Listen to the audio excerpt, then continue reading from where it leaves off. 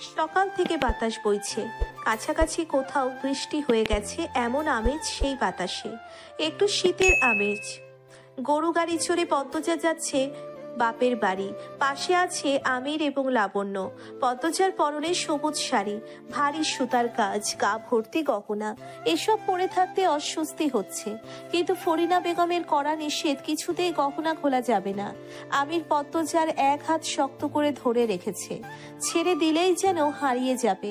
আমিরের এহেন পাগলামি পদ্মজাকে বেশ আনন্দ দিচ্ছে। সে চাপা স্বরে বলল, কোথাও চলে যাচ্ছি না, আস্তে ধরুন। আমির চটপট করে নরম স্পর্শে পদ্মজার হাত ধরল। পদ্মজা বলল, মনে আছে তো কি বলেছিলাম? সঙ্গে সঙ্গে পদ্মজা হাই হাই করে উঠল। অমনি ভুলে গেছেন? আমির শূন্যে তাকিয়ে মনে করার চেষ্টা করলো। সকালে ঘুম ভাঙার পর দেখলো পদ্মজা নতুন শাড়ি পরে দাঁড়িয়ে আছে। আমির মিষ্টি করে হেসে ডাকলো, এদিকে আসো। পদ্মজা ছোট ছোট করে পা ফেলে আমিরের পাশে দাঁড়ায়। আমির খপ করে পদ্মজার হাত ধরে বিছানায় বসিয়ে দিয়ে বলল, কখন উঠেছ?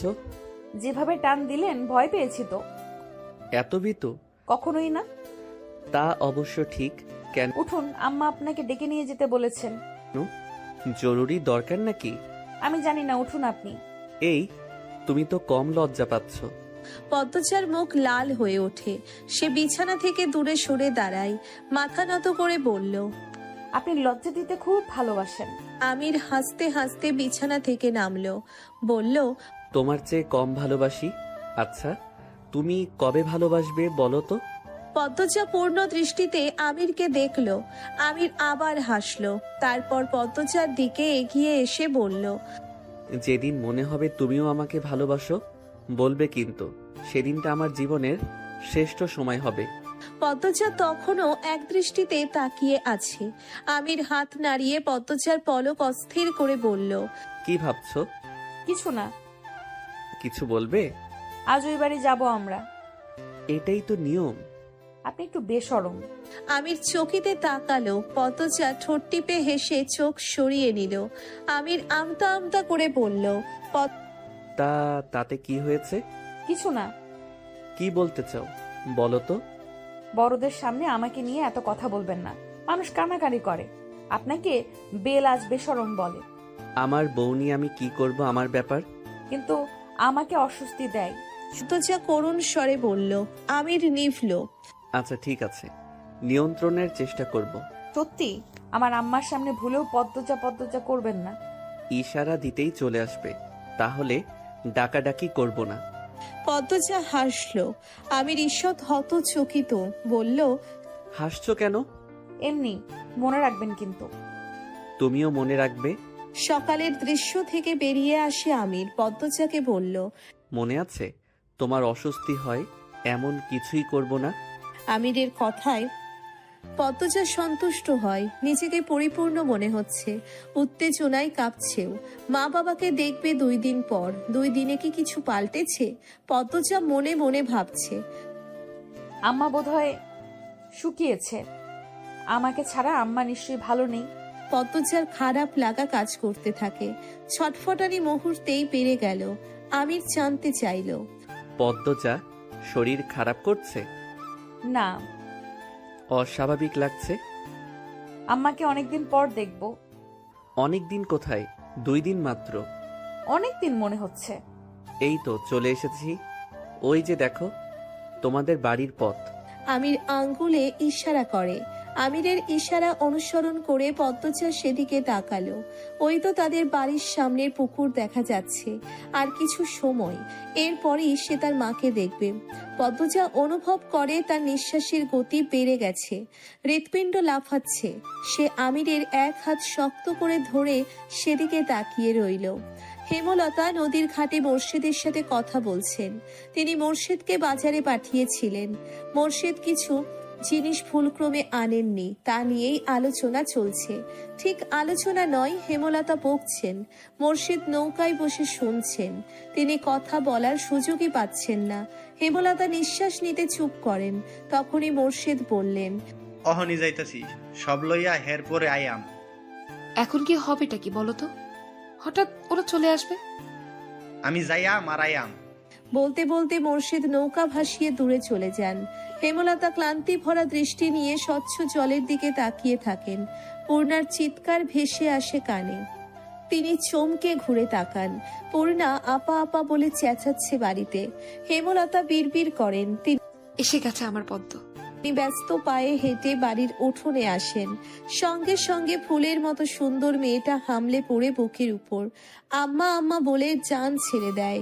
হেমলতার এত বেশি আনন্দ হচ্ছে যে হাত দুটো তোলার শক্তি পাচ্ছেন না। চোখ বেয়ে 2 ফোঁটা জল গড়িয়ে পড়ে। তিনি 2 হাতে শক্ত করে পদ্মজাকে জড়িয়ে ধরেন। শূন্য বুকটা চোখের পলকে পূর্ণ হয়ে উঠেছে। পদ্মজা নিশ্চয়ই বুঝে যাবে 2 রাত তার মাম্মা ঘুমায়নি, 2 রাত তার আম্মা ঘুমায়নি। চোখ দয় নিশ্চিন্তে আরাম করতে পারেনি। বুঝতেই হবে পদ্মজাকে। পদ্মজা ঘন ঘন লম্বা করে নিঃশ্বাস টানছে। স্পষ্ট একটা ঘ্রাণ পাচ্ছে সে, মায়ের শরীরের ঘ্রাণ। পারলে যেন পুরো মাকেই এক নিঃশ্বাসে নিজের মধ্যে নিয়ে যেত সে। হেমলতা পদ্মজার মাথায় আলতো করে ছুঁয়ে দিয়ে বললেন, আর কাঁদিস না, এই তো আম্মা আছি তো। তোমাকে খুব মনে পড়েছে আম্মা। আমারও মনে পড়েছে। হেমলতার চোখের জল ঠোঁট গড়িয়ে গলা অবধি পৌঁছিয়েছে। তিনি অশ্রু মিশ্রিত ঠোঁটে পদ্মজার কপালে চুমু দেন। আমির হেমলতার পা ছুঁয়ে সালাম করতে নেয়। হেমলতা ধরে ফেলেন। আমিরের মাথায় হাত বুলিয়ে দিয়ে বলেন, লাগবে না বাবা। আমির বিনীত কণ্ঠে বলল, ভালো আছেন আম্মা? ভালো আছি, তুমি ভালো আছো তো? আমার মেয়েটা কান্নাকাটি করে জ্বালিয়েছে খুব। ভালো আছি আম্মা, একটু একটু তো জ্বালিয়েছেই। কথা শেষ করে আমির আর চোখে পদ্মজার দিকে তাকালো। পদ্মজা ফোপাচ্ছে। হেমলতা অনেকক্ষণ চেষ্টা করে পদ্মজাকে নিয়ন্ত্রণে আনেন। বাড়িতে মঞ্জুরা, হানি সহ হানির শ্বশুরবাড়ির অনেকেই ছিল। তারা আগামীকাল ঢাকা ফিরবে। জামাই স্বাগতমের বিশাল আয়োজন করা হয়েছে। পূর্ণা পদ্মজা লাবণ্যকে টেনে নিয়ে যায় ঘরে। হানির স্বামী আমিরকে নিয়ে গল্পের আসর জমান। আমির আসার সময় গরু গাড়ি ভরে বাজার করে নিয়ে এসেছে। হেমলতা সেসব গোছাচ্ছেন। তিনি বারবার করে মজিদ মাতব্বরকে বলে দিয়েছিলেন ফের যাত্রায় বাজার না পাঠাতে, তবুও পাঠিয়েছেন। ফেলে তো দেওয়া যায় না। রাতের খাবার শেষ হয়েছে অনেকক্ষণ। পূর্ণাকে আমির ছোট আপা বলে ডাকে। শালির চোখে একদমই দেখছে না, তেমন রসিকতাও করছে না। আমিরের ব্যবহারে পূর্ণা ধীরে ধীরে আমিরকে বোন জামাই হিসেবে পছন্দ করছে। না হোক নায়কের মতো সুন্দর, মন তো ভালো। হানির বড় ছেলে লাবণ্য আমির আর পূর্ণা লুডু খেলছে। পদ্মজা কিছুক্ষণ খেলে উঠে চলে এসেছে। হেমলতা মোর্শেদ বারান্দার বেঞ্চিতে বসেছিলেন। পদ্মজা দরজার পাশে এসে দাঁড়ালো। মোর্শেদ দেখতে পেয়ে ডাকলেন, কিরে মায়? পদ্মজাকে দুজনের মাঝখানে বসিয়ে দিলেন। তারপর প্রশ্ন করলেন, না, হোরবাড়ির মানুষেরা ভালো তো? পদ্মজা নত যেন হয়ে জবাব দিল, সবাই ভালো। একটু একটু সমস্যা থাকবে, মানিয়ে নিস, জয় করে নিস, সবকিছু অর্জন করে নিতে হয়। বললেন হেমলতা। পদ্মজা হেমলতার দিকে তাকিয়ে মৃদু করে হাসল। হেমলতা আবার বললেন, তোর শাশুড়ি একটু কঠিন, তাই না? চিন্তা করিস না, যা বলে করবি, পছন্দ অপছন্দ জানবি, সেই মতো কাজ করবি, দেখবি ঠিক মাথায় তুলে রেখেছে। আচ্ছা আম্মা। বলল পদ্মজা। সব শাশুড়ি ভালো হয় না লতা। আমার শাশুড়িরে আজীবন তেল দিলাম, কোনো পরিবর্তন হয়েছে? হয়নি। বললেন হানি। তিনি ঘর থেকে সব শুনছিলেন, কথা না বলে পারলেন না। হেমলতা এক হাতে পদ্মজাকে জড়িয়ে ধরেন। তারপর হানির উদ্দেশ্যে বলেন, আমার পদ্মর কপালে এত খারাপ নিশ্চয়ই হবে না। পদ্মর অবস্থা আমার মতো হয়েছে। যদি শুনি পদ্মকে তুলে নিয়ে যাব আমার কাছে, তুই মিলিয়ে নিস। আহ, থামো তো আপা, আমি লাবণ্য শুনবে, কি ভাববে? হানি আর কিছু বললেন না। 4 জন মানুষ নিশ্চুপ বসে রইল অনেকক্ষণ। একসময় হেমলতা রান্নাঘরের দিকে যান। রান্নাঘর গোছানো হয়নি। মোর্শেদ নিজের ঘরের দিকে পা বাড়ান। সারাদিন অনেক ধকল গেছে, ক্লান্তিতে শরীর ভেঙে আসছে।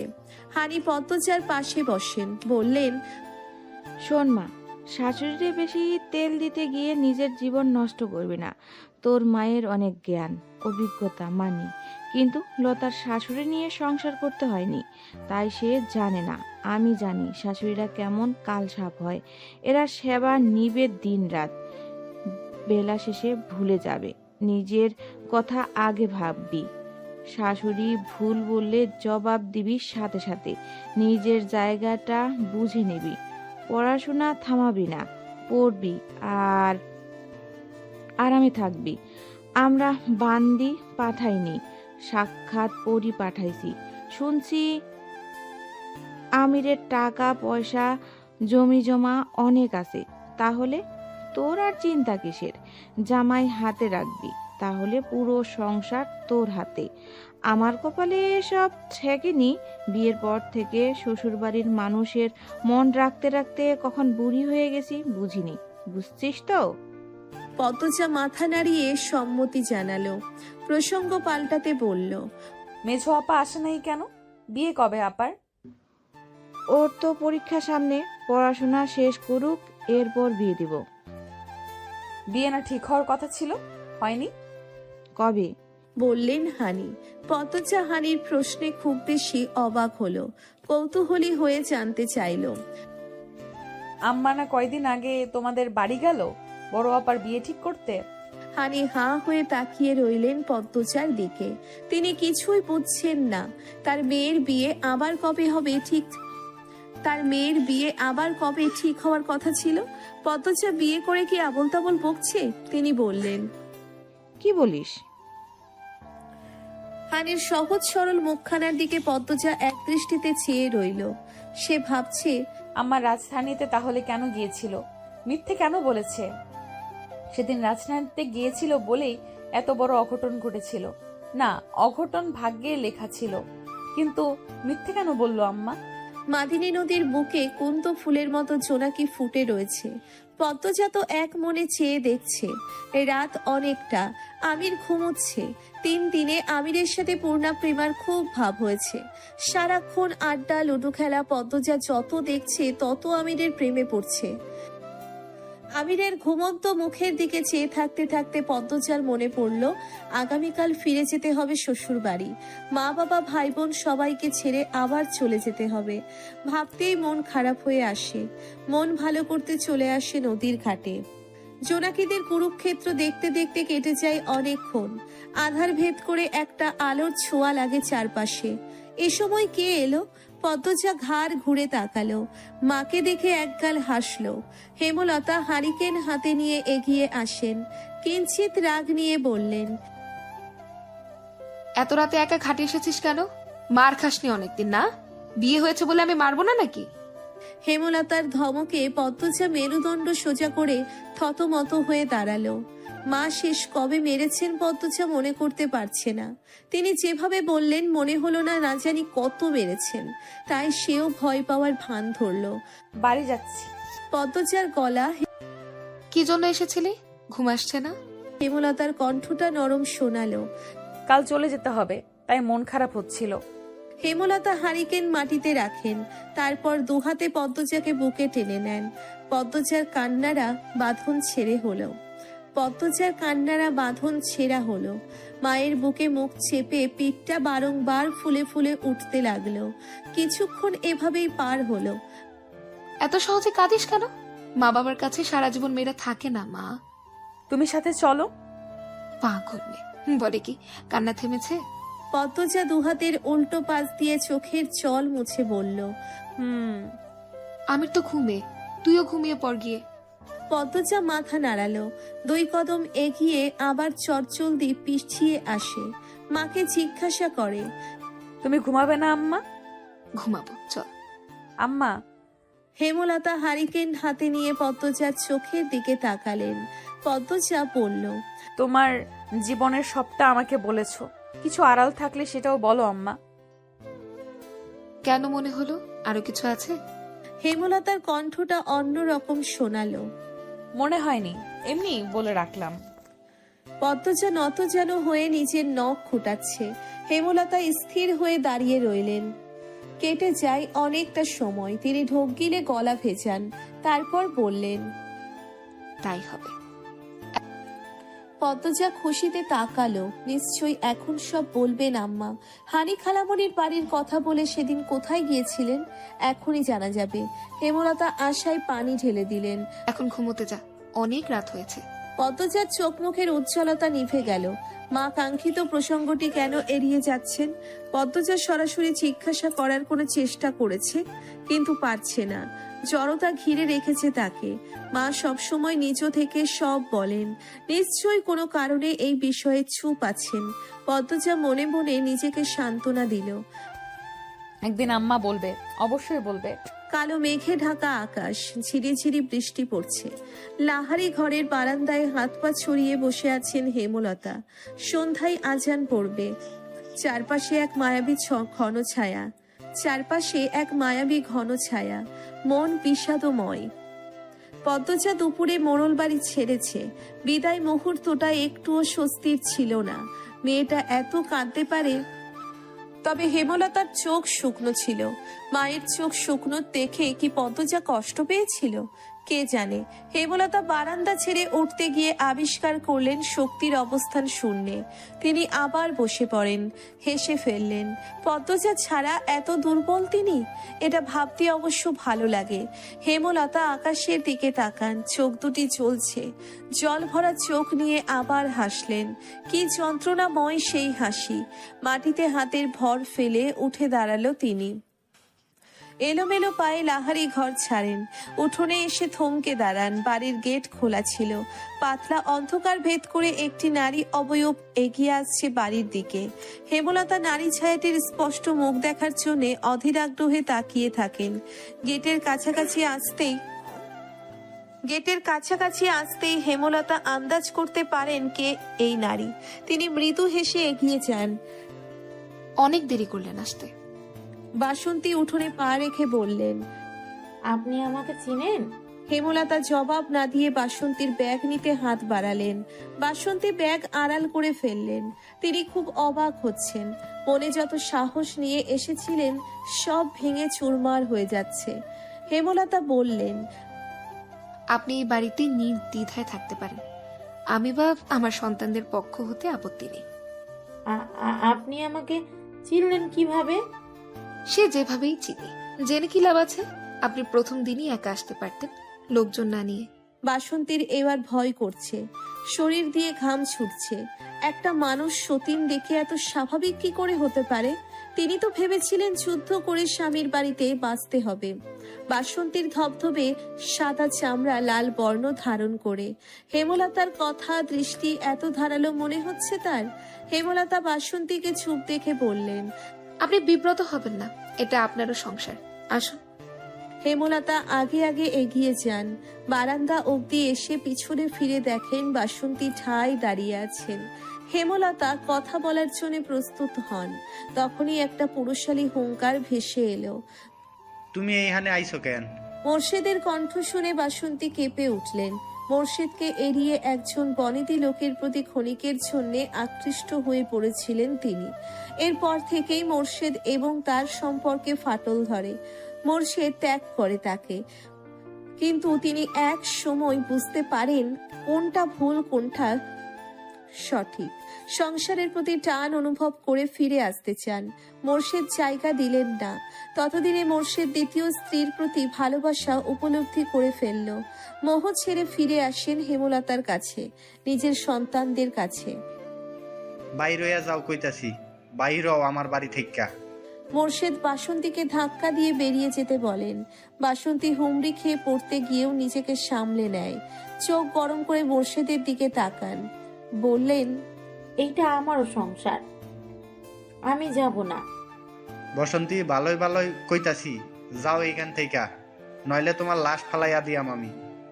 বাসন্তী কিছু কঠিন কথা শোনাতে গিয়েও শোনালেন না।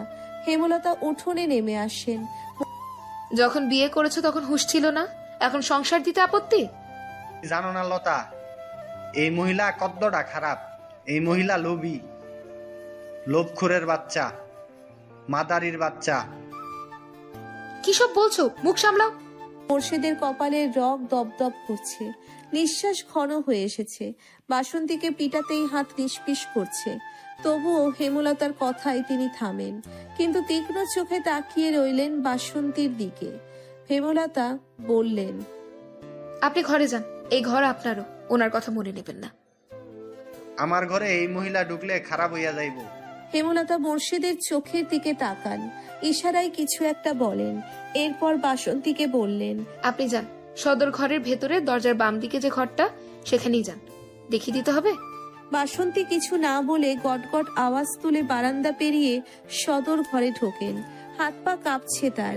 হেমলতার ব্যবহার স্বাভাবিক হলেও অস্বাভাবিক ঠেকছে। সেদিন বৃষ্টিতে ভিজে ফেরার জন্য জ্বরে বিছানায় পড়েন। গত কয়দিন জ্বরে এতই নেতিয়ে গিয়েছিলেন যে ওঠার শক্তিও ছিল না। শরীরটা একটু চাঙ্গা হতেই আবার আসেন। এত সহজে সব পেয়ে যাবেন জানলে জ্বর নিয়েই চলে আসতেন। মোর্শেদ অসহায় চোখে তাকালেন হেমলতার দিকে, বললেন, কেন এমনটা করলা? আমি এর সাথে থাকতে পারবাম না। ঠান্ডা হও তুমি, তুমি কিছুই জানো না। যেদিন আমরা ঢাকা থেকে ফিরি সেদিন উনি এসেছিলেন, লোকজন নিয়ে এসেছিলেন। এরপরই আমার মেয়েদের জীবনে অন্ধকার নেমে আসে।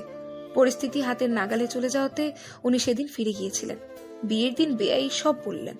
বেআইয়ের কাছে কামরুল মিয়া অভিযোগ করেন। বেআই কামরুল ভাইকেও বলেন ব্যাপারটা এখন ছড়াছড়ি না করতে, এতে ওনার সম্মান নষ্ট হবে। যে বাড়িতে ছেলের বিয়ে দিচ্ছেন সে বাড়ির কর্তার প্রথম বউ আছে, বউ আবার একজন পরনারীর মেয়ে। অধিকার নিয়ে লোকজন নিয়ে বৈঠক বসাবে, এসব সত্যি অসম্মানজনক। তিনি আমাকে অনুরোধ করেছেন ব্যাপারটা যেন নিজেদের মধ্যেই মিটিয়ে নি। আর বাসন্তী আপার তো দোষ নেই। সবচেয়ে বড় কথা, আমার সংসারে হাল ধরার জন্য একজন দরকার, খুব দরকার। হেমলতার শেষ কথাগুলো করুণ শোনালো। মোর্শেদ বিস্ময়ে তাকিয়ে আছেন। বাসন্তী এত কিছু করেছে ভাবতে পারছেন না।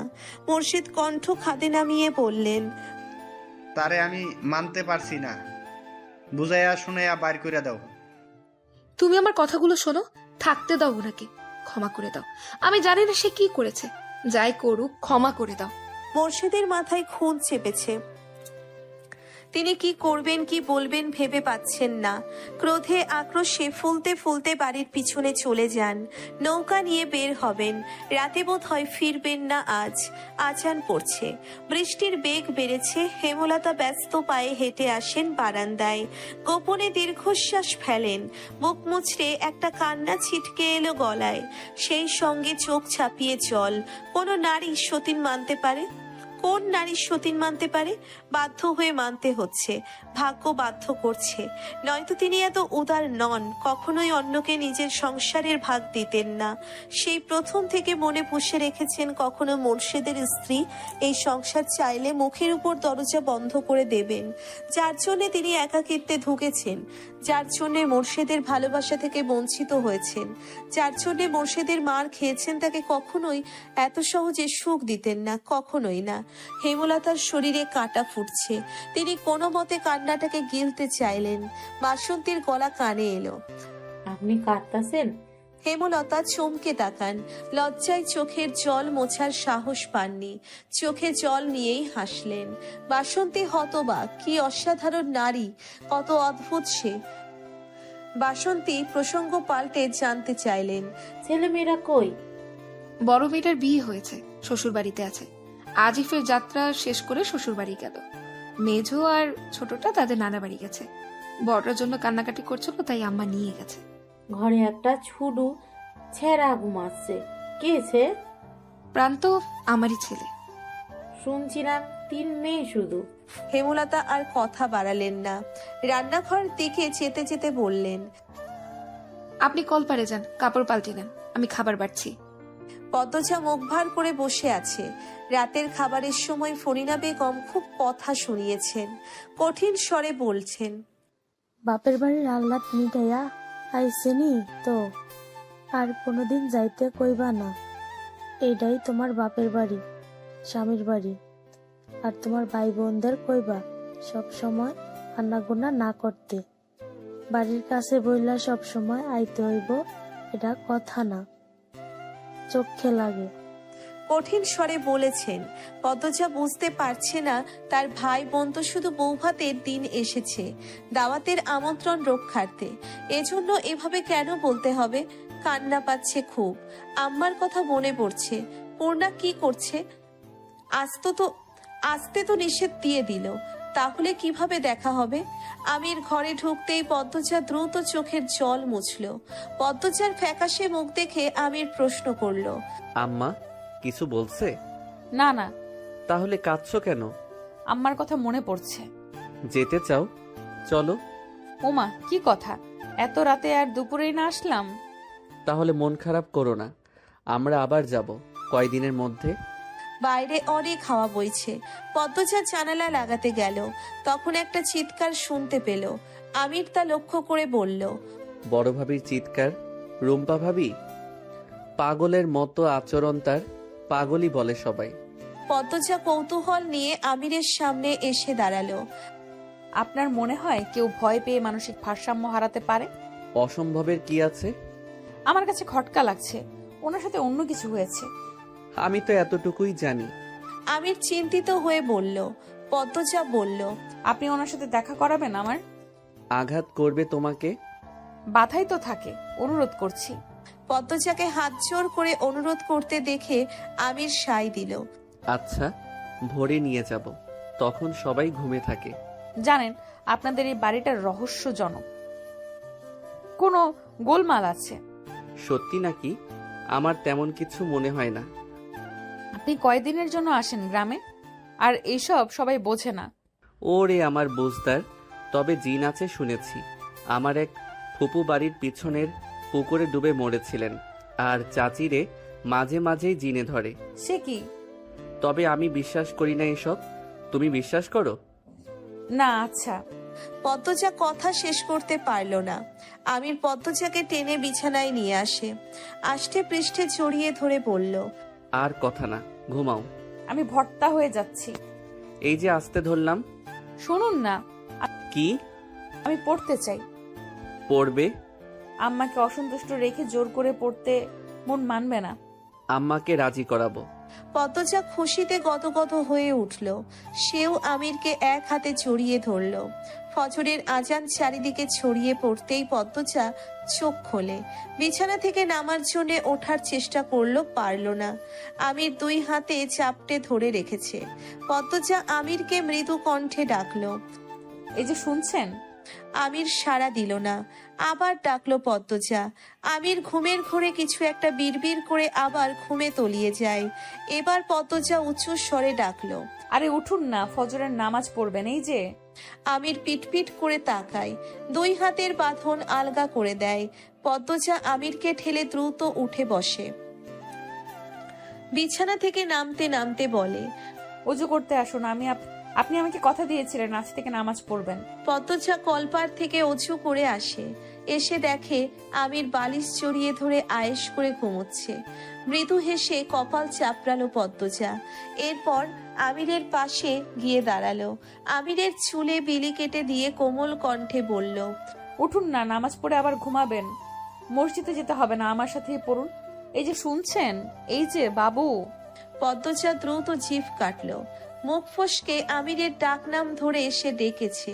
পদ্মজা সাবধানে পরখ করে দেখলো আমির শুনলো নাকি। না, শোনেনি। পদ্মজা মনে মনে বলল, উফ, বাঁচা গেল। আরো এক দফা ডাকার পর আমির উঠে বসে। কাঁদো কাঁদো হয়ে বারবার অনুরোধ করে, কাল থেকে পড়বো, আজ ঘুমাতে দাও। পদ্মজা শুনল না। তার অনুনয়ের কাছে আমির হেরে গেল। বউ যদি সুন্দরী হয়, তার অনুরোধ কি ফেলা যায়? আমির কলপার থেকে অজু করে আসে। দুজন পাশাপাশি দুই জায়নামাজে নামাজ সম্পন্ন করে। নামাজ শেষ হতেই পদ্মজা বলল, এবার চলুন। আমির টুপি বিছানার উপর রেখে জানতে চাইল, কোথায়? এমন ভাবে বলছেন যেন জানেন না। একটু অভিনয় করেই বলল পদ্মজা। আমিরের সত্যি কিছু মনে পড়ছে না। এখনো চোখে ঘুম ঘুম ভাব বলেই হয়তো। সে মনে করার চেষ্টা করলো, মনে পড়তেই বলল, ও দাঁড়াও, চাবি নিয়ে আসছি। আমির বেরিয়ে গেল। পদ্মজা অপেক্ষা করতে থাকলো। জানালার পাশে দাঁড়াতেই ভোরের স্নিগ্ধ বাতাসে সর্বাঙ্গ চাঙ্গা হয়ে উঠল। বাইরে সবেমাত্র ভোরের আলো ফুটেছে।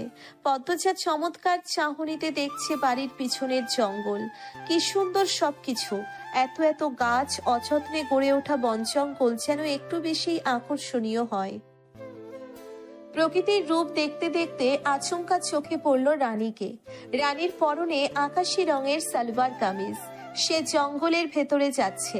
চোর চুরি করার সময় যেভাবে চারপাশ দেখে, রানীও ঠিক সেভাবেই চারপাশ দেখে দেখে এগোচ্ছে।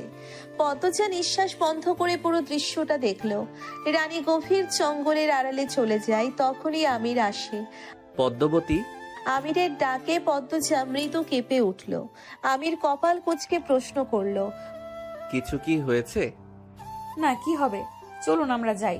পদ্মজা যে কোনো কথা এড়িয়ে গেছে তা বেশ বুঝতে পারলো আমির, তবে প্রশ্ন করলো না। পদ্মজা আমিরকে রানীর কথা বলতে গিয়েও পারল না। সে ভাবছে, আগে রানী আপাকে জিজ্ঞাসা করতে হবে, এক্ষুনি বলা ঠিক হবে না। উনি কি ভাবেন আবার। রুম্পার ঘরের দরজা খুলতেই ক্যাচ ক্যাচ আওয়াজ হয়। পদ্মজা ঘরে ঢুকে আগে জানালা খুলে দেয়, তারপর পালঙ্কের দিকে তাকালো। পালঙ্ক শূন্য। পদ্মজা আমিরের দিকে জিজ্ঞাসু হয়ে তাকায়। আমির ইশারা করে পালঙ্কের নিচে দেখতে। পদ্মজা ঝুঁকে পালঙ্কের নিচে তাকালো। কেউ একজন শুয়ে আছে, চুল দিয়ে মুখ ঢাকা, হাতে পায়ে বেড়ি বাঁধা। আমির পদ্মজার পাশে বসে বলল, উনি রুম্পা ভাবি? ওনাকে ডাকবেন একটু? রেগে যায় যদি? তবু ডাকুন না। আমির লম্বা করে নিঃশ্বাস নিয়ে ডাকলো, ভাবি, ভাবি, শুনছেন ভাবি? রুম্পা নড়ে চড়ে চোখ তুলে তাকায়। 2 হাত দূরে একটা ছেলে ও মেয়ে বসে আছে। তাদের মুখ স্পষ্ট নয়, আলো ভালো করে ঘরে ঢোকেনি। রুম্পা শান্ত চোখে চেয়ে রইল অনেকক্ষণ। পদ্মজা হাত বাড়িয়ে বলল, আমার হাত ধরে বেরিয়ে আসুন। রুম্পা বাঁধা 2 হাতে পদ্মজার হাত ধরার চেষ্টা করে, পারল না। পদ্মজা আরেকটু এগিয়ে যায়। রুম্পার 2 হাত ধরে টেনে বাইরে নিয়ে আসে। রুম্পা কাছে আসতেই দুর্গন্ধে পদ্মজার বমি চলে আসে। গলা অবধি এসে বমি আটকে গেছে। না জানি কতদিন গোসল করেনি রুম্পা, দাঁত মাজেনি। এই বাড়ির কেউ কি একটু পরিষ্কার করে রাখতে পারে না রুম্পাকে? প্রস্রাবের গন্ধও পাওয়া যাচ্ছে, মনে হচ্ছে ঘরেই প্রস্রাব পায়খানা করে। রুম্পা মলিন মুখে চেয়ে থাকে পদ্মজার দিকে, শান্ত স্থির দৃষ্টি। আমির গর্ব করে রুম্পাকে বলল, আমার বউ। বলছিলাম না সবচেয়ে সুন্দরী মেয়েটা আমার বউ হবে? দেখিয়ে দিলাম তো। রুম্পা হাসে। ময়লাতে মলিন মুখের হাসি বোধহয় পৃথিবীর সবচেয়ে সুন্দর হাসি। অনেক দিন গোসল না করার কারণে চেহারা, হাত পা ময়লাটে হয়ে গেছে। নখগুলো বড় বড়, নখের ভিতর ময়লার স্তূপ যেন। ঠোঁট ফেটে চৌচির, টলমল করা চোখ। দেখে মনে হচ্ছে এখনই চোখ দিয়ে বর্ষণ বইবে। রুম্পা পদ্মজাকে শান্ত কণ্ঠে বলল, এ তো দেহি মেলা সুন্দর সেরি, তোমার নাম কি তা? পদ্মজা খুশিতে জবাব দিল, উম্মে পদ্মজা। ছোট ভাই, এত সুন্দর সেরি কই পাইলেন? এ যে চাঁদের লাগান মুখ। রুম্পার আরো কাছে এসে বসলো পদ্মজা। দুর্গন্ধটা আর নাকে লাগছে না, মানুষটাকে তার বেশ লাগছে। রুম্পার চুল লম্বা, মাটিতে 5-6 ইঞ্চি চুল লুটিয়ে আছে। কুচকুচে কালো চুল। অনেকদিন চুল না ধোয়ার কারণে চুলগুলো জট লেগে আছে, কিন্তু সৌন্দর্য এখনো রয়ে গেছে। যখন সুস্থ ছিল নিশ্চয়ই অনেক বেশি সুন্দর চুলের অধিকারিণী ছিল। পদ্মজা বলল, আমি আপনাকে তুমি বলি? রুম্পা দাঁত বের করে হেসে মাথা নাড়ালো। পদ্মজা হেসে বলল, কিছু বলবেন? রুম্পা হাসি হাসি মুখে তাকিয়ে থাকে পদ্মজার দিকে, কোনো জবাব দেয় না। সেকেন্ড কয়েক পর রুম্পার চোখের দৃষ্টি এদিক ওদিক ছুটতে থাকে। হাসি মিলিয়ে মুখ মলিন হয়ে আসে। পদ্মজা অবাক হয়ে রুম্পার পরিবর্তন দেখে। আকস্মিক পদ্মজাকে আক্রমণ করে বসলো রুম্পা। খামচে ধরে পদ্মজার পা। আমির লাফিয়ে ওঠে, রুম্পার হাত থেকে পদ্মজাকে ছুটাতে চেষ্টা করে। রুম্পা পা ছেড়ে পদ্মজার শাড়ি কামড়ে ধরে, মুখ দিয়ে অদ্ভুত শব্দ করতে থাকে। আমির ধমকে বলে, ভাবি ছাড়ো বলছি। পদ্মজা তোমার ক্ষতি করতে আসেনি, ভাবি ছাড়ো। পদ্মজা স্তব্ধ হয়ে দেখছে, তার চোখে মুখে কোনো ভয় ভীতি নেই। কি যেন খুঁজছে রুম্পার মধ্যে, খুঁজে কুল কিনারা পাচ্ছে না। রুম্পার শাড়ি ছেড়ে দিতেই পদ্মজা একটু বিষিয়ে যায়। দরজায় চোখ পড়ে, দেখতে পায় কেউ একজন সরে গিয়েছে। কি আশ্চর্য! হুট করেই পদ্মজার বুক কাঁপতে থাকে। নূরজাহান নিচু ঘর থেকে হন্তদন্ত হয়ে ছুটে আসেন, এসেই বলেন, তালা খুলছে কেডায়? বাবু, নতুন বউরে নিয়া এইখানে আইছস কেন? আমির দ্রুত রুম্পার কাছ থেকে সরে আসে, নূরজাহানকে কৈফিয়ত দেয়। ভাবলাম বাড়ির সবাইকে পদ্মজা দেখেছে, রুম্পা ভাবিকেও দেখুক। ভাবতে পারিনি ভাবি এমন কাজ করবে। ভাবি তো এখন আরো বেশি বিগড়ে গেছে দাদু। তুই আমারে কইয়া আইবি না? তোর চিল্লানি হুইন না আমার কলজাটা উইরা গেছিল। বউ তোমারে দুঃখ দিছে এই সেরি? পদ্মজা বলল। না না, কিছু করেনি আমার। আমির চেঁচিয়ে উঠল, কি বলছো? কিছু করেনি মানে? হাত দেখি। আমির পদ্মজার 2 হাত টেনে নিয়ে দেখে বাম হাতে নখের জখম। আমির ব্যথিত স্বরে বলল, ইস, কতটা আঘাত পেয়েছো। ঘরে চলো দাদু, এই নাও চাবি, তালা মেরে দিও। আমির পদ্মজাকে টেনে নিয়ে বেরিয়ে যায়। বেরোবার আগ মুহূর্তেই পদ্মজা রুম্পার দিকে তাকালো, দেখতে পেল রুম্পা আর চোখে তাকে দেখছে। সে চোখে স্নেহ মমতা, একটু হাসিও লেগেছিল। পদ্মজার মাথা চক্কর দিয়ে উঠল। ঘরে এসে আমিরকে বলল, ওনার যত্ন কেউ নেয় না কেন? দেখনি কি রকম করলো। এই ভয়েই কেউ যায় না। শুরুতে তোমাকে দেখে যদি রেগে যেত তখনই তোমাকে নিয়ে চলে আসতাম। সবাইকে ভাবি তুই করে বলে, তোমাকে তুমি বলে সম্বোধন করতে দেখে ভাবলাম বোধহয় তোমাকে পছন্দ হয়েছে, তাই আঘাতও করবে না। কিন্তু ধারণা ভুল হলো। আপনি অকারণে চাপ দিচ্ছেন, নখের দাগ বসেছে শুধু। রক্ত চলে এসেছে। এইটুকু ব্যাপার না। আমির তুলা দিয়ে পদ্মজার হাতের রক্ত মুছে দিল, তারপর বলল, আর ওইদিকে পা দিবে না। আম্মার কণ্ঠ শোনা যাচ্ছে। লাবণ্যকে ঘুম থেকে তুলছে। লাবণ্য ফজরে উঠতেই চায় না।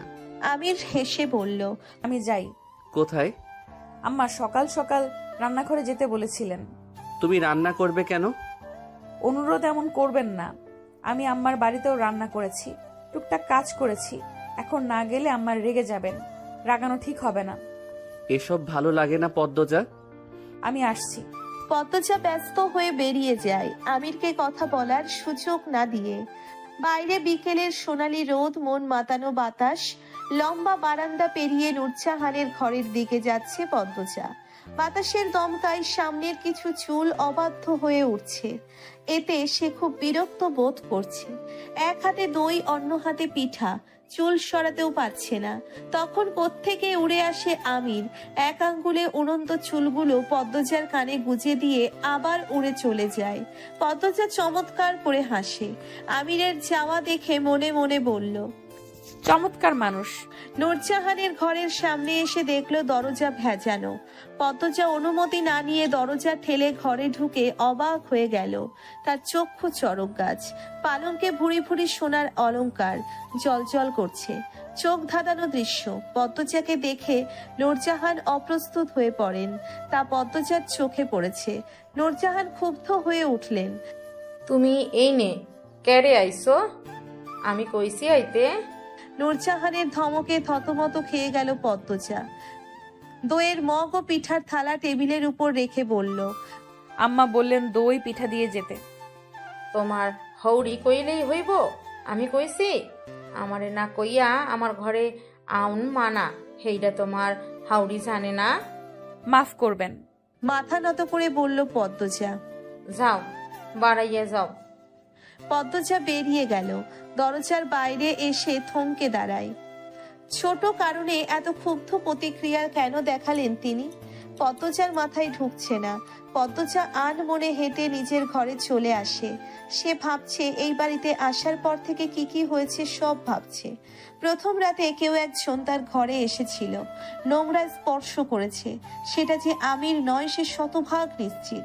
এরপর ভোরে রানীকে দেখলো চোরের মতো বাড়ির পিছনের জঙ্গলে ঢুকতে। তারপর রুম্পা ভাবির সাথে দেখা হয়। তিনি শুরুতে স্বাভাবিক ছিলেন, শেষে গিয়ে পাগলামি শুরু করেন।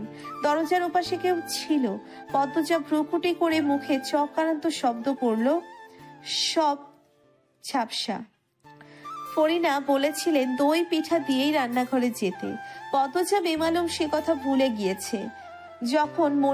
যখন মনে পড়ল অনেক সময় হয়ে গিয়েছে, সে দ্রুত আঁচল টেনে মাথা ঘুরে ছুটে যায় রান্নাঘরের দিকে।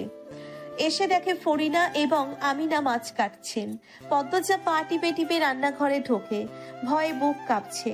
কখন না কঠিন কথা শোনানো শুরু করে দেন। অহন আহনের সময় হয়েছে তোমার? আসিলা কই? বললেন ফরিনা। ঘরে।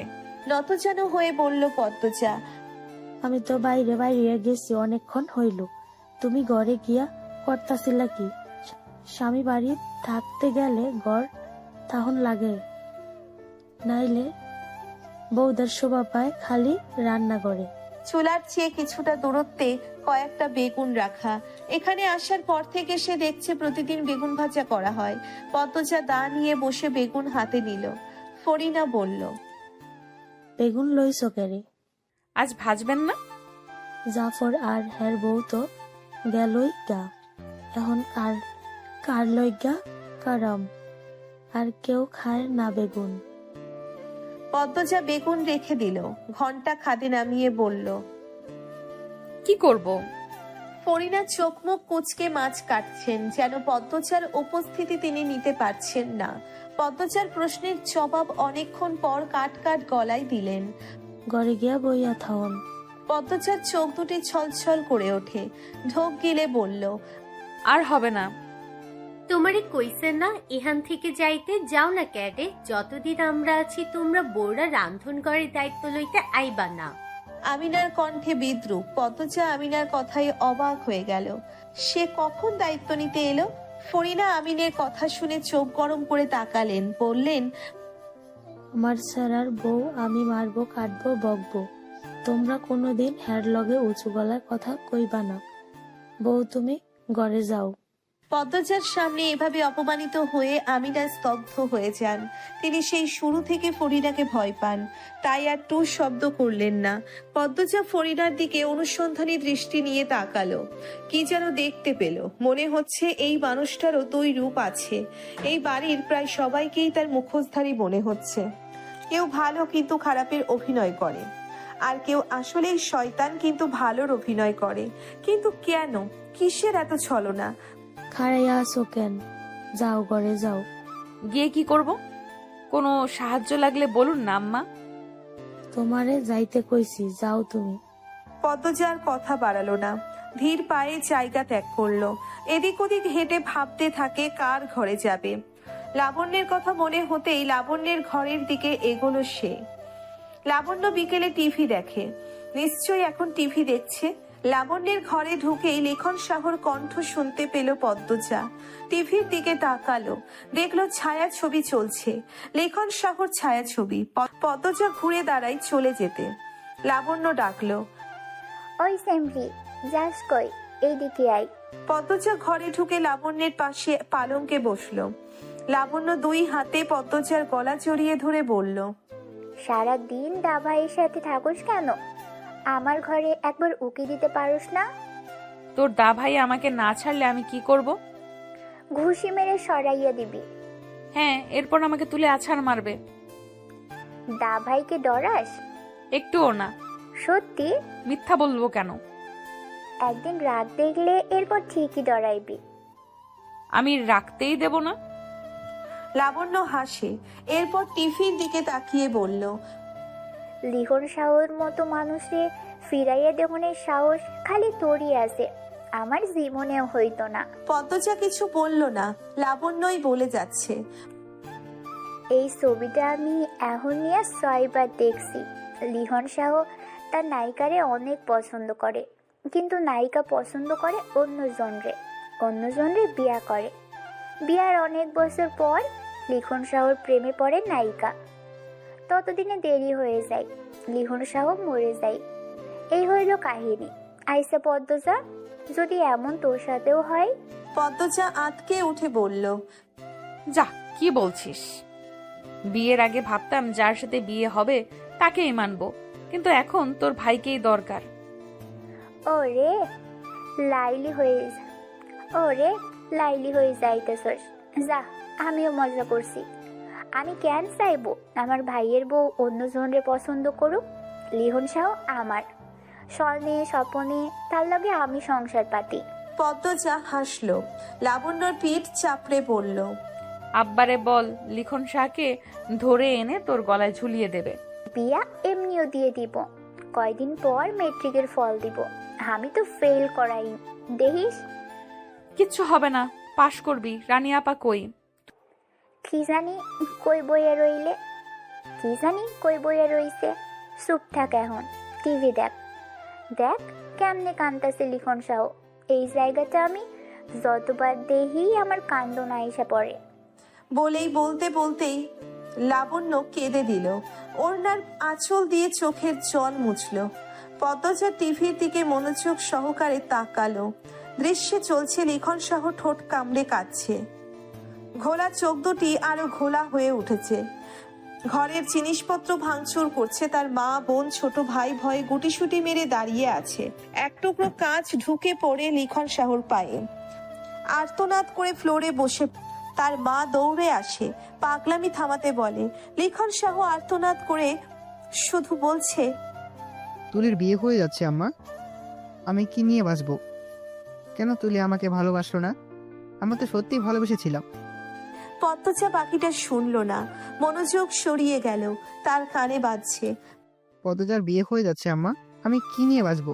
কেন পদ্মজা আমাকে ভালোবাসলো না? আমি তো সত্যি ভালোবেসেছিলাম। পদ্মজার চোখের কানে সে অশ্রু জমে।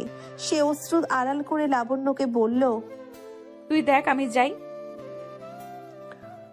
লাবণ্যের কানে পদ্মজার কথা ঢুকলো না। সে টিভি দেখছে আর ঠোঁট ভেঙে কাঁদছে। পদ্মজা আর কিচ্ছু সামনে আমিরকে দেখতে পেল। তার বুক ধকধক করছে। পরে মনে হলো সে তো কোনো অপরাধ করেনি, তাহলে এত আশ্চর্য হওয়ার কি আছে? আমির কাগজে মোড়ানো কিছু একটা এগিয়ে দিল, বলল, ঘরেও পেলাম না, রান্নাঘরেও না, তাই মনে হলো লাবণ্যর ঘরেই আছো। টিভি দেখছিলে নাকি? বাসন্তী গাঢ় হয়ে ঠোঁটে লিপস্টিক দিচ্ছেন।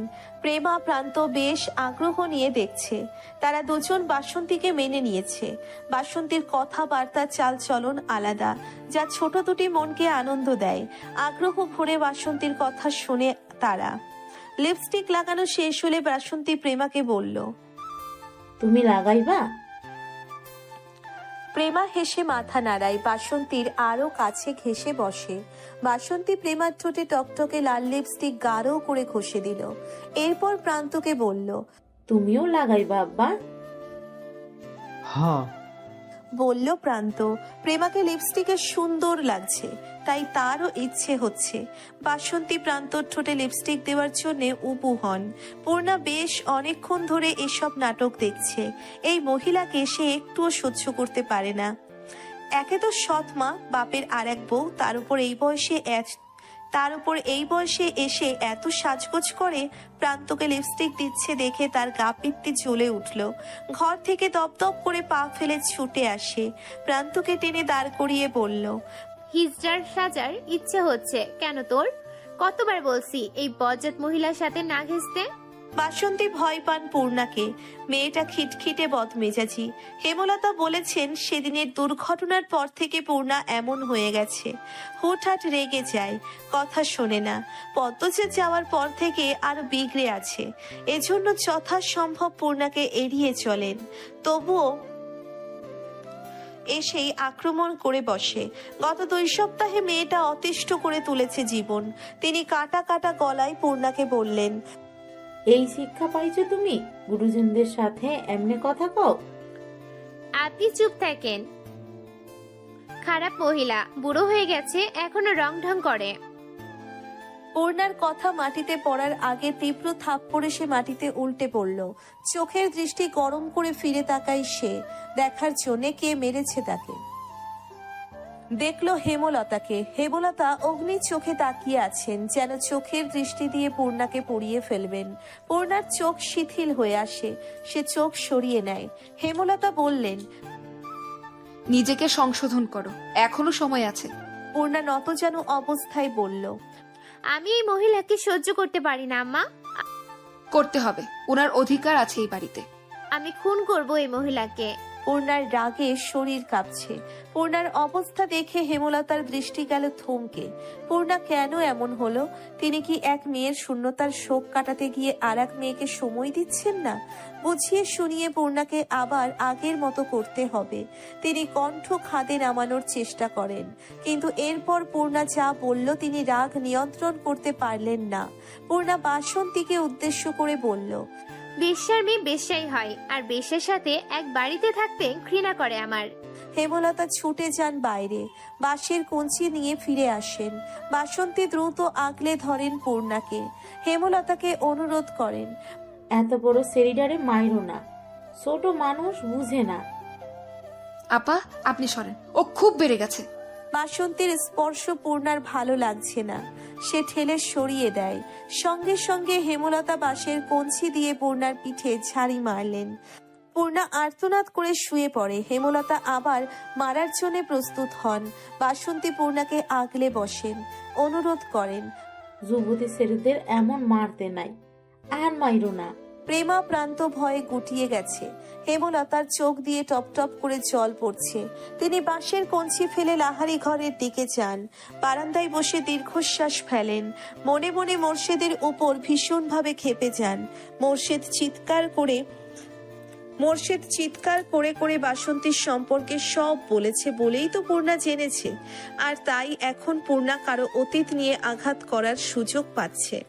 মোড়ল বাড়ির ছোট সংসারটা কেমন ওলট পালট হয়ে আছে।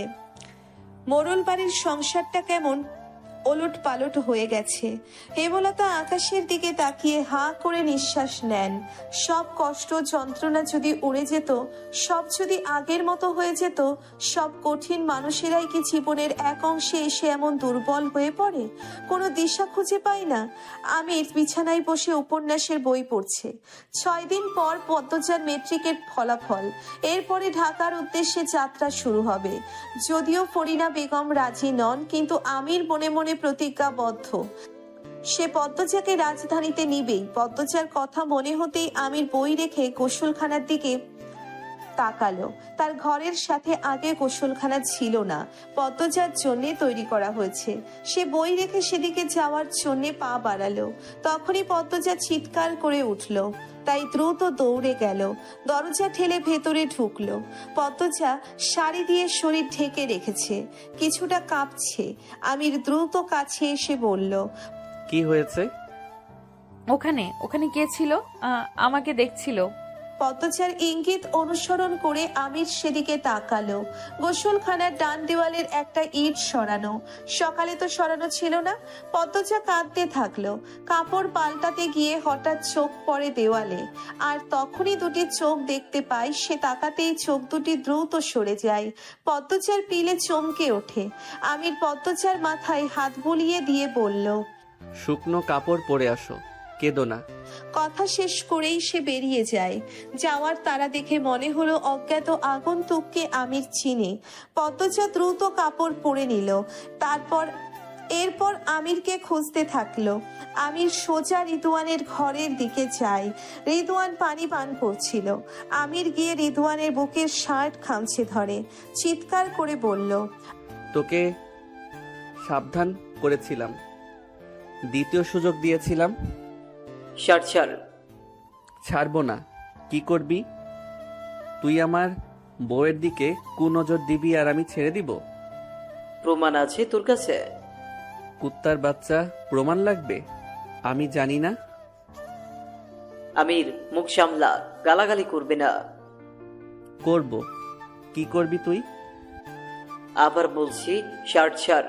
আমির খুশি মারে রিদওয়ানের আমির ঘুষি মারে রিদওয়ানকে। রিদওয়ান টাল সামলাতে না পেরে পালঙ্কের উপর হুমড়ি খেয়ে পড়ে। চিৎকার চেঁচামেচি শুনে বাড়ির সবাই রিদওয়ানের ঘরে ছুটে আসে।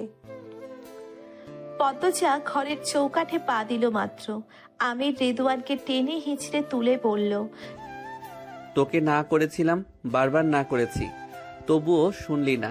রিদওয়ান শক্ত দুই হাতে আমিরকে ধাক্কা মেরে ছুঁড়ে ফেলে দূরে। আমির আলমারির সাথে ধাক্কা খেয়ে আরো হিংস্র হয়ে ওঠে। রিদওয়ানের দিকে তেড়ে আসে।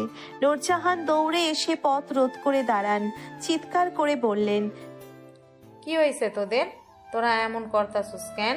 দাদু সরে যাও, মাদার বাচ্চারে আমি মেরে ফেলবো। তুই কি ভালো মানুষের বাচ্চা? তেজ নিয়ে বলল রিদওয়ান। আমির নূরজাহানকে ডিঙিয়ে রিদওয়ানকে আঘাত করতে প্রস্তুত হলো। তখন মজিদ হাওলাদারের কর্কশ কণ্ঠ ভেসে আসে, যে যেখানে আছো সেখানেই দাঁড়িয়ে থাকো।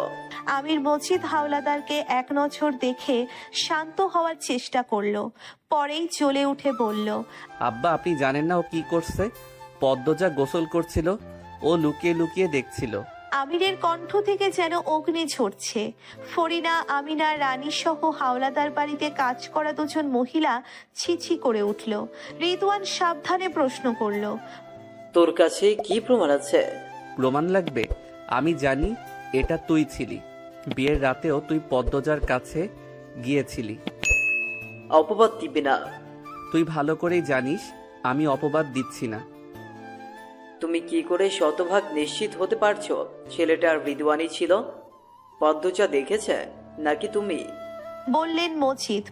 আব্বা কেউ দেখেনি, কিন্তু আমি নিশ্চিত ওই চরিত্রহীনটা হৃদু, কারণ আমার আগে থেকে ও পদ্মজাকে পছন্দ করত। পদ্মজা বিস্ময়ে তাকালো।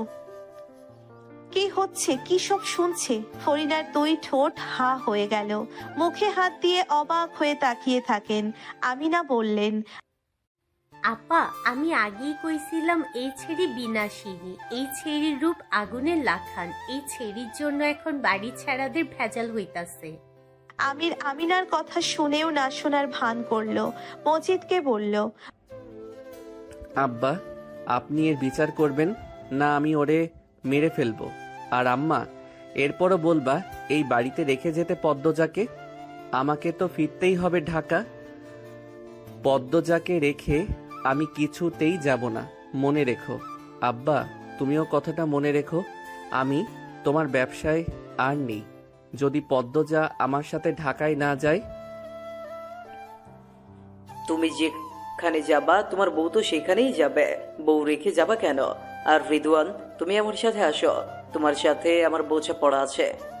মজিদ হাওলাদার বেরিয়ে যান। আমির পদ্মজার হাত ধরে পদ্মজাকে বলল, আর কখনো এমন পরিস্থিতিতে পড়তে হবে না। খুশিতে পদ্মজার চোখের তারাই অশ্রু জলজল করে ওঠে। সে আমিরের এক হাত শক্ত করে ধরে বোঝায়, আমি আপনাকে ভালোবাসি, বিশ্বাস করি। সন্ধ্যার ঠিক আগ মুহূর্ত, এমন সময় হাওলাদার বাড়ির রাতের রান্না করা হয়। মগা এক ব্যাগ মাছ নিয়ে গেছে। লতিফা মাছ কাটছে। লতিফা এই বাড়ির কাজের মেয়ে, সবাই ছোট করে লুতু ডাকে। ফরিনা ভাত বসিয়েছেন আর অনবরত বলে চলেছেন, আমি এই বাড়ির বড় বান্দি, দাসী আমি। বাপুর বাপ দাসী পুরুষ রাখছে, দাসী পালে, সারাদিন কাম করি। অন্যরা হাওয়া লাগাইয়া ঘুরে, মরণ হয় না আমার। মরণই আমার একমাত্র শান্তি। পদ্মজা গুনগুন করে গান গাইছে আর রান্নাঘরের আশেপাশে ঘুরছে। ফরিনার সব কথাই তার কানে আসছে, তার গায়ে লাগছে না, বরং হাসি পাচ্ছে। সে বহুবার রান্নাঘরে গিয়েছে কাজ করার জন্যে। ফরিনা তাড়িয়ে দিয়েছেন, কাজ করতে হবে না বলেছেন, আর এখন বলছেন কেউ সাহায্য করে না। পদ্মজা পা টিপে টিপে রান্নাঘরে ঢুকলো, বলল, আম্মা আমি সাহায্য করি। এই সেরি তুমি এত বেয়াদব কেরে? কতবার কইছি তোমার সাহায্য করতে হইব না। না মানে আপনি বলছিলেন কেউ সাহায্য করে না। তোমারে তো বলি নাই, তোমার গায়ে লাগে কেন? মেঝে ঝাড়ু দিয়ে দেই। তোমারে কইছি আমি? তুমি যাও এখন থেকে, যাও কইতাছি। পদ্মজা বেরিয়ে আসে। বাসায় লাবণ্য নেই, আমির নেই, কার কাছে যাবে? রানী আছে। রানীর কথা মনে হতেই পদ্মজা রানীর ঘরের দিকে এগোলো। যাওয়ার পথে সন্ধ্যার আজান ভেসে আসে কানে, তাই আর সেদিকে এগুলো না, নিজের ঘরের দিকে হেঁটে গেল। নামাজ পড়তে হবে। নামাজ পড়ে সূরা ইয়াসিন একবার পড়ল, এরপর জানালা লাগাতে গিয়ে রানীকে দেখতে পেল সেদিনের মতো জঙ্গলের ভেতর ঢুকছে। আর কিছু মুহূর্ত পার হলে চারিদিকে রাতের গাঢ় অন্ধকারে তলিয়ে যাবে। এমন সময় কি করতে চাচ্ছে ওখানে? এত সাহসী কি করে হয়? পদ্মজা হুড়মুড়িয়ে ঘর থেকে বের হয়। আজ সে এর শেষ দেখে ছাড়বে। লাবণ্য সবে মাত্র সদর ঘরে ঢুকেছে। পদ্মজাকে তাড়াহুড়ো করে কোথাও যেতে দেখে বলল, কি রে, কই যাস? পদ্মজা চমকে উঠল, এরপর বলল, এই তো এখানেই। কই ছিলি? আচ্ছা পরে কথা বলবো, আসি এখন। লাবণ্য ঠোঁট উল্টে পদ্মজার যাওয়ার পানে তাকিয়ে থাকে। এরপর মনে মনে ভেবে নিল 2 তলা থেকে হয়তো দেখেছে দাভাই আসছে, তাই এগিয়ে আনতে যাচ্ছে। সে নিজে ঘরের দিকে চলে গেল। পদ্মজা কখনো বাড়ির পেছনের দিকে যায়নি, এই প্রথম যাচ্ছে। বাড়ির ডান পাশে বিশাল পুকুর, কালো জল, অথচ বাড়ির সামনের পুকুরের জল স্বচ্ছ। 2 মিনিট লাগে শাকসবজির ক্ষেত পার হতে। বাড়ির পিছনে এরকম শাকসবজির বাগান আছে সে জানতো না। এরপর পৌঁছালো জঙ্গলের সামনে। সেখান থেকে অন্দরমহলের দিকে তাকালো। ওই তো তাদের ঘরের জানালা দেখা যাচ্ছে, আর একটা জানালাও দেখা যাচ্ছে। পদ্মজা কপাল কুঁচকে খেয়াল করলো সেই জানালার গ্রিল ধরে কেউ তাকিয়ে আছে। পদ্মজা ঠাউর করার চেষ্টা করলো এটা কার ঘর। মনে হতে বেশি সময় লাগলো না, এটা রুম্পা ভাবির ঘর। তবে কি তিনিই তাকিয়ে আছেন? পদ্মজা আবার তাকালো। রুম্পা জানালার পর্দা সরিয়ে হাত নাড়ায়। পদ্মজা মৃদু হেসে হাত নাড়ালো। দূর থেকে রুম্পার মুখটা দেখে মনে হচ্ছে সে কিছু বলতে চায় পদ্মজাকে। তার ভেতর লুকানো আছে কোনো এক রহস্যের গল্প। ভাবি, এইখানে কি করেন রাতের বেলায়? ভূমিকম্পে ভূমি যেভাবে কেঁপে ওঠে, পদ্মজা ঠিক সেভাবেই কেঁপে উঠল। তাকিয়ে দেখলো মদনকে, সে জঙ্গলের ভেতর থেকেই এসেছে। পদ্মজা আমতা আমতা করে বলল, হাঁটতে এসেছিলাম। এই রাতের বেলায়? বিকেল থেকেই, এখন ফিরে যাচ্ছিলাম। চলেন একসাথে যাই। জায়গাটা ভালো না ভাবি? আপনি হইছেন সুন্দরী মানুষ, জিন ভূতের আসর পড়ব। আপনি যান, আমি আসছি। আর কি করবেন এইখানে? পদ্মজা জঙ্গলের দিকে তাকালো। অদ্ভুত এক অনুভূতি হয়। সব জঙ্গল অযত্নে বেড়ে উঠলেও এই জঙ্গল যেন যত্নে বেড়ে ওঠা। সে অন্ধকারে খোঁজার চেষ্টা করলো রানীকে, পেল না। এদিকে মদনের সাথে না গেলে সে বাড়িতে যদি বলে দেয় তাহলে অনেকের প্রশ্নের সম্মুখীন হতে হবে, আর একটার পর একটা মিথ্যে বলতে হবে। পদ্মজা মনে মনে পরিকল্পনা করে মদনের সাথে বাড়ি অবধি গিয়ে আবার চলে আসবে। মদন কিছুতেই যাচ্ছে না, আর পদ্মজা অন্দরমহলের ভেতর ঢুকতে চাইছে না। সে বারবার বলছে, আমি একটু হাঁটবো, এদিকে আপনি যান। রাতের বেলা একলা থাকবেন? আমার কাম আপনারা দেখা রাহা। এইদিকে তো আলো জ্বলছে, উনিও আসবেন এখন, আপনি যান। আর আপনার পা তো কাদা মাখা, বেশিক্ষণ এইভাবে না থেকে ধুয়ে আসুন। মদন পায়ের দিকে তাকালো, লুঙ্গি হাঁটু অবধি তুলে বেঁধে রাখা। সে হেসে বলল, আচ্ছা তাইলে আমি ধুইয়া আইতাছি, বেশিক্ষণ লাগবো না।